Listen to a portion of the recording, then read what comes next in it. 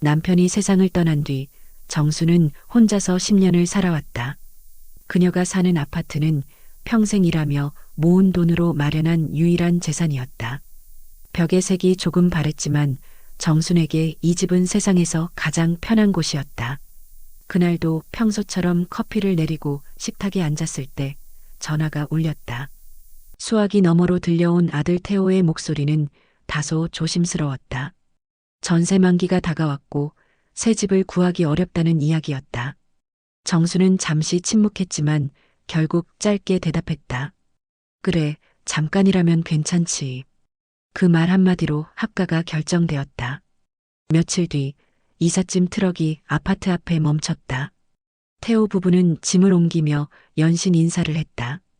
지연은 정중한 태도로 웃었고 손녀 아리는 낯선 공간을 신기한 듯 둘러보았다. 정수는 방 하나를 내주고 자신이 쓰던 장식장을 작은 방으로 옮겼다. 오랜만에 사람의 발자국 소리와 말소리가 집안을 채웠다. 식탁 위에는 정순이 끓인 된장찌개가 놓였고 식사는 조용히 진행됐다. 태호는 고개를 숙인 채 밥을 먹었고 지연은 짧게 예의 있는 말을 남겼다. 정수는 말없이 그 모습을 지켜봤다. 그녀는 함께 밥을 먹는 그 시간이 낯설면서도 묘하게 편했다. 식사 후 지연은 주방을 둘러보다가 잠깐 멈췄다. 내일 구조를 조금만 바꿔볼게요. 정수는 특별한 의미를 느끼지 못한 채 고개를 끄덕였다. 밤이 되자 집안은 고요해졌다.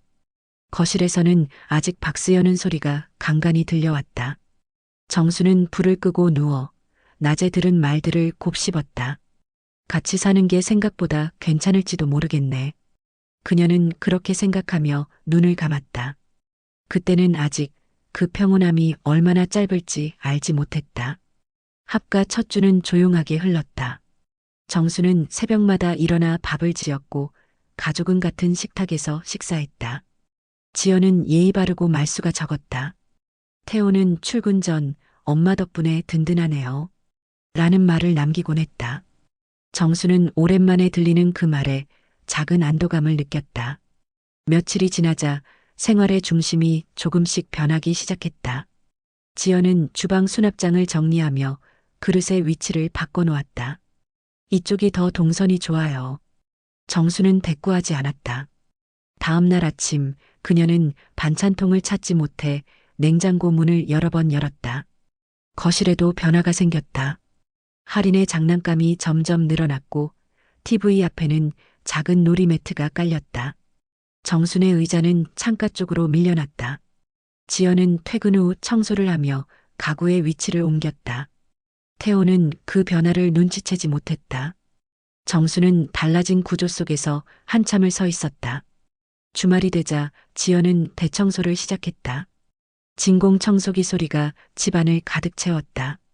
정순이 세탁물을 널고 있자 지연은 말했다. 이건 제가 할게요. 어머니는 쉬세요. 정수는 짧게 고개를 끄덕였지만 마음은 편하지 않았다. 저녁 무렵 정수는 식탁 앞에 앉아 하루를 되짚었다. 냄비 뚜껑의 위치도 반찬통의 크기도 어제와 달랐다. 그녀는 아무 말 없이 수저를 내려놓았다. 식탁 너머로 할인의 웃음소리가 들려왔다. 그 웃음은 분명 밝았지만 정순의 귀에는 멀게 느껴졌다. 밤이 되어 불을 끄자 집안의 구조가 낯설게 느껴졌다. 새로 바뀐 가구의 위치를 머릿속으로 그려보며 정수는 자신이 살던 집의 모습이 점점 흐려지는 걸 깨달았다. 같이 사는 게 이렇게 다른 일이구나. 그녀는 그렇게 중얼거리고 눈을 감았다. 합가 후 한 달이 지나자 집의 분위기가 눈에 띄게 달라졌다. 지연은 주방 정리와 수납에 관심이 많았다. 어느 날 퇴근 후 그녀는 냉장고 문을 열고 안을 한참 들여다봤다. 그 다음 날 아침 정순이 김치를 꺼내려 하자 통이 사라져 있었다. 그건 버렸어요. 오래돼서요.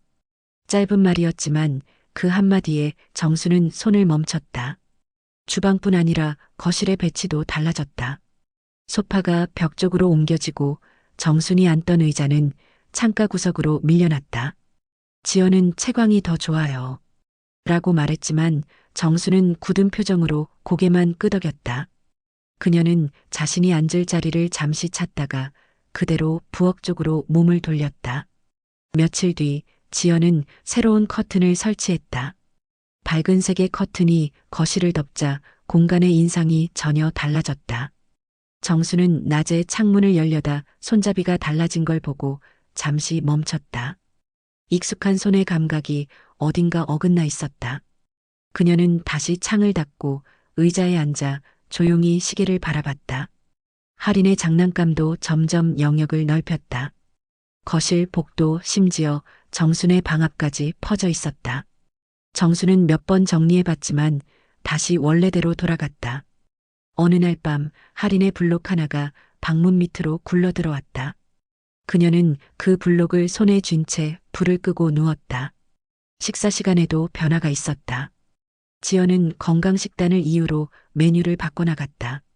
이제는 간을 좀 덜 하셔야 해요. 정수는 대꾸하지 않고 국을 한 숟가락 떴다. 태호는 말없이 휴대폰만 바라봤다. 식탁 위 공기는 익숙하면서도 낯설었다. 정수는 점점 자신이 해야 할 일을 구분하기 어려워졌다. 예전엔 자연스럽게 하던 집안일이 이제는 허락을 받아야 할 일처럼 느껴졌다. 어느 날 세탁기를 돌리려다 모드가 바뀌어 있는 걸 보고 사용법을 몰라 헤맸다. 지연은 요즘엔 이렇게 해야 절약돼요. 라고 말하며 버튼을 눌렀다. 정수는 아무 말 없이 그 옆을 지나쳐 베란다로 나갔다. 하루가 끝날 때마다 정순의 손에 남는 건 아무것도 없었다. 집은 더 깔끔해졌지만 그녀의 자리는 점점 줄어들었다. 그녀는 저녁마다 혼자 TV를 켰다 끄기를 반복했다. 방 안은 깨끗했지만 이상하게도 낯선 냄새가 났다. 그녀는 그 냄새의 정체를 알 수 없었다. 그날 밤 정수는 서랍을 열어 오래된 등기부등본을 꺼냈다. 종이 위에 적힌 박정순이라는 이름을 손끝으로 따라 읽었다. 그녀는 한동안 가만히 있었다. 밖에서는 청소기 돌아가는 소리가 들렸다. 그 소리가 멈추자 집은 너무 조용했다. 주방은 이제 완전히 지연의 구역이 되었다. 정순이 사용하는 그릇과 도마는 찬장 깊숙이 들어갔고 대신 지연의 새 식기 세트가 자리를 차지했다. 어느 날 정순이 시장에서 장을 보고 돌아오자 주방의 모습이 또 달라져 있었다. 양념통과 밥솥, 심지어 쓰레기통의 위치까지 바뀌어 있었다. 지연은 청소기를 돌리며 말했다. 동선이 불편해서 조금 바꿨어요. 정수는 잠시 말을 멈췄다가 장바구니를 조용히 내려놓았다. 그녀는 싱크대 아래를 열었지만 그곳엔 자신이 두던 김치통이 없었다. 대신 새로운 유리병들이 줄지어 있었다. 냉장고를 열었을 때 직접 담근 반찬이 반 이상 사라져 있었다. 정수는 몇 초간 서 있다가 냉장고 문을 천천히 닫았다. 손끝이 떨렸지만 표정은 변하지 않았다. 저녁 무렵 식탁 위에는 이전보다 간소한 음식이 올랐다. 지연은 메뉴를 설명하듯 말했다. 요즘은 이렇게 간단히 먹어요. 깔끔하죠? 정수는 고개를 끄덕였지만 숟가락은 잘 들지 않았다. 태호는 분위기를 느끼고는 아무 말 없이 밥만 삼켰다. 그날 식탁 위에는 대화보다 침묵이 오래 머물렀다. 며칠 뒤 지연은 거실 벽지를 새로 바꾸자고 했다. 정수는 벽을 바라보다가 짧게 말했다. 멀쩡한데 왜 바꾸니? 지연은 웃으며 답했다. 오래돼 보여서요. 집이 좁아 보이잖아요. 태호는 그 말을 듣고 그래. 기분 전환도 되겠네. 라고 덧붙였다. 정수는 대답하지 않고 방으로 들어갔다. 그날 밤 정수는 방문을 닫은 채 한참을 앉아 있었다. 거실에서는 벽지 샘플을 고르는 대화가 이어졌다. 지연의 웃음소리가 간간히 들려왔다. 정수는 손에 들고 있던 등기부등본을 다시 펼쳐보았다. 소유자 박정순. 그 글자를 바라보다가 그녀는 천천히 종이를 접었다. 다음 날 아침 집안에는 낯선 향기가 퍼져 있었다. 지연이 새 방향제를 설치한 모양이었다. 정수는 창문을 열고 바깥 공기를 들였다. 잠시 후 태호가 출근하며 말했다. 엄마, 오늘 도배하니까 오전엔 방에 계세요. 그녀는 짧게 그래. 라고 대답했다. 그 한마디로 자신의 공간이 완전히 정해졌음을 실감했다. 집안의 구조는 완전히 달라졌지만 겉으로는 평화로웠다. 정수는 매일 같은 시간에 일어나 청소를 하고 할인의 등원을 도왔다. 그러나 하루 대부분은 혼자 있는 시간이 되었다. 지연은 퇴근 후에도 휴대폰을 붙잡고 있었고 태호는 회사 일로 늦었다. 집안에는 말보다 알림음이 더 자주 들렸다. 어느 날 오후 정수는 거실을 지나며 지연의 통화 소리를 들었다. 문이 닫히지 않아 대화 내용이 그대로 새어나왔다. 솔직히 너무 불편해요. 매일 눈치 봐야 하고 공간도 좁고 이 집이 우리 집이면 얼마나 좋을까요? 짧은 문장들이 또박또박 들렸다. 정수는 걸음을 멈췄다가 아무 말 없이 부엌으로 들어갔다. 그날 저녁 식탁 분위기는 묘하게 달랐다. 지연은 시선을 맞추지 않았고 태호는 휴대폰만 바라봤다. 정수는 국을 덜다 말고 손을 멈췄다. 숟가락이 그릇에 닿는 소리만 들렸다. 그녀는 식사가 끝나자마자 조용히 방으로 들어갔다. 며칠 후 정수는 또다시 비슷한 장면을 마주했다. 이번엔 할인의 태블릿에서 우연히 녹음된 음성이 재생되고 있었다. 지연의 목소리였다. 태호 월급은 내가 다 관리해요. 시어머니 통장도 나중에 정리해야죠. 정수는 화면을 바라보며 아무 말 없이 껐다. 손끝이 미세하게 떨렸지만 표정은 그대로였다. 그녀는 방으로 들어가 서랍에서 오래된 통장을 꺼냈다. 예금 잔액은 변함이 없었다. 그 종이를 바라보며 정수는 천천히 호흡을 고르듯 숨을 내쉬었다. 밤이 깊어가도 불은 꺼지지 않았다. 그녀는 책상 앞에 앉아 손으로 등을 쓸어내리며 생각을 정리했다. 이 집은 내 이름으로 되어 있지만 내 자리가 없구나. 다음 날 아침 정수는 평소보다 일찍 일어났다. 방을 정리하고 차분하게 거실을 둘러봤다. 모든 물건이 제자리에 있었지만 그 자리는 더 이상 자신이 만든 공간이 아니었다. 창문 너머로 햇빛이 들어오자 먼지 입자들이 떠올랐다. 그녀는 창가에 서서 한참 동안 그 빛을 바라봤다. 그날 이후 정순의 마음속에는 조용한 결심이 자리 잡기 시작했다. 며느리의 말과 태블릿 속 음성을 들은 이후 정순의 일상은 미세하게 달라졌다. 그녀는 평소처럼 청소를 하고 할인을 챙기고 저녁을 준비했지만 마음은 늘 조용히 멀어져 있었다. 말을 줄였고 식사 자리에서도 시선을 맞추지 않았다. 태호는 어머니의 변화를 눈치채지 못했고 지연은 아무 일 없다는 듯 행동했다. 집안의 공기는 전보다 더 정돈되어 있었지만 이상하게 공허했다. 그날 밤 정수는 불을 끄지 않고 식탁에 앉아 있었다. 식탁 위에는 등기부등본, 통장, 그리고 오래된 도장이 놓여 있었다. 그녀는 종이를 한 장씩 펴보며 자신의 이름을 천천히 읽었다. 이 집은 내 이름으로 되어 있지. 그 한마디가 집안에 조용히 흩어졌다. 다음 날 정수는 이른 아침 시장에 나갔다. 채소 대신 부동산이 적힌 간판을 향해 걸었다. 문을 열자 사무실 안에서 중개인이 일어났다. 매매 문의드리러 왔어요. 짧은 한마디로 그녀는 결심을 행동으로 바꿨다. 중개인은 몇 가지 서류를 보여주며 시세를 설명했다. 정수는 금액을 들은 뒤 별다른 망설임 없이 말했다. 시세보다 조금 낮아도 괜찮아요. 빨리 진행해 주세요. 그녀의 목소리는 단호했다. 중개인은 놀란 표정을 지었지만 곧 고개를 끄덕였다. 집으로 돌아온 정수는 저녁 준비를 하지 않았다. 지연이 오늘은 왜 밥 안 하셨어요? 라고 묻자 그녀는 짧게 좀 피곤하네. 라고만 대답했다. 그날 식탁에는 배달 음식이 놓였다. 지연은 불편한 기색을 보였지만 아무 말도 하지 않았다. 밤이 되자 정수는 작은 가방을 꺼내 옷 몇 벌을 접어 넣었다.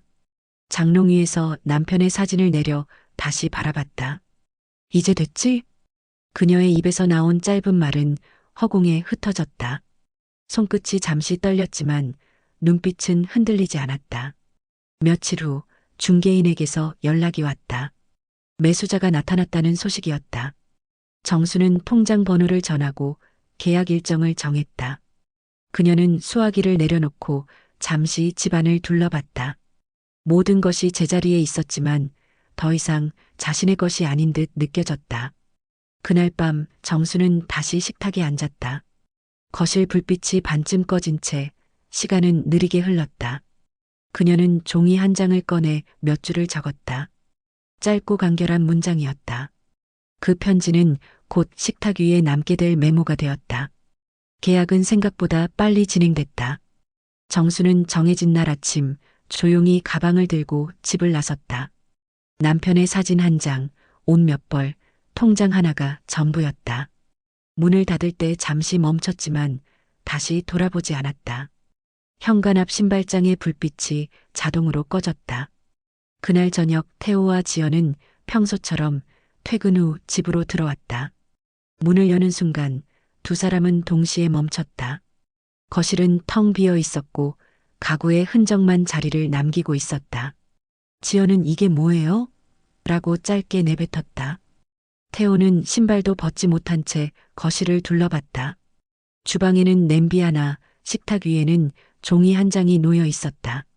그 위엔 단정한 글씨로 몇 줄이 적혀 있었다. 이 집은 내가 평생 모은 삶이었다. 하지만 이제 그 삶은 나를 벗어났다. 태호는 종이를 읽다 말고 의자에 앉았다. 지연은 그 뒤에서 아무 말 없이 서 있었다. 시간이 한참 흐른 뒤 태호는 서랍을 열어보았다. 그 안에는 등기부등본 한 부와 도장 하나가 남아 있었다.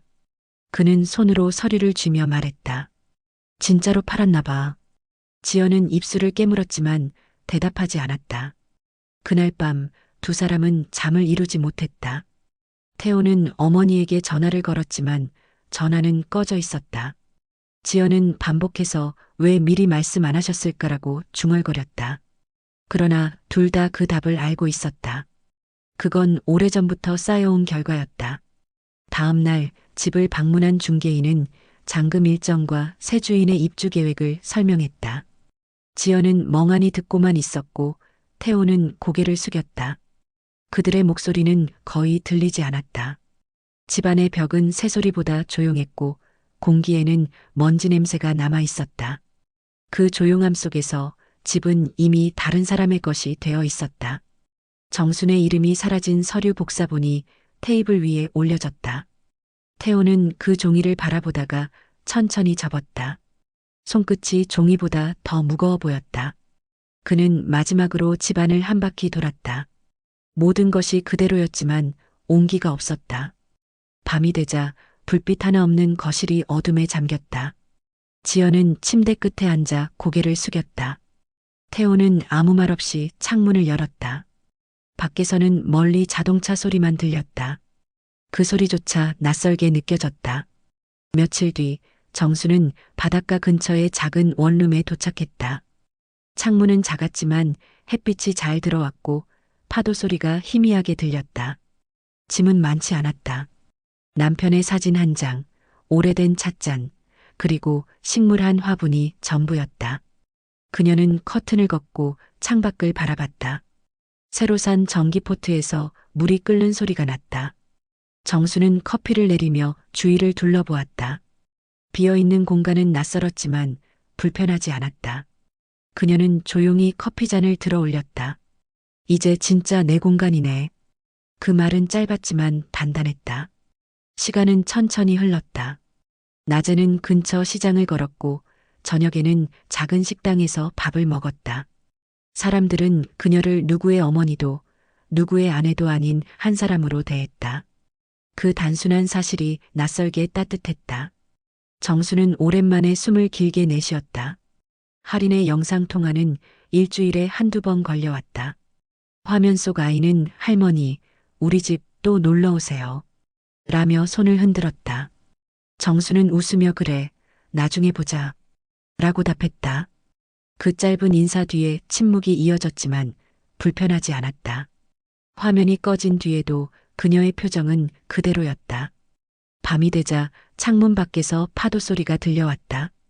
정수는 조용히 불을 끄고 침대에 누웠다. 작은 방 안엔 커튼 사이로 들어오는 빛이 가늘게 흘렀다. 그녀는 천천히 눈을 감으며 생각했다. 이제는 누구의 집이 아니라 내 삶을 살아야지. 새벽이 오기 전 바람이 살짝 들어와 커튼이 흔들렸다. 탁자 위 커피잔에는 아직 미지근한 물이 남아 있었다. 정수는 몸을 일으켜 커튼을 다시 걷었다. 하늘이 밝아오고 있었다. 그녀는 미소를 지으며 창문을 닫았다.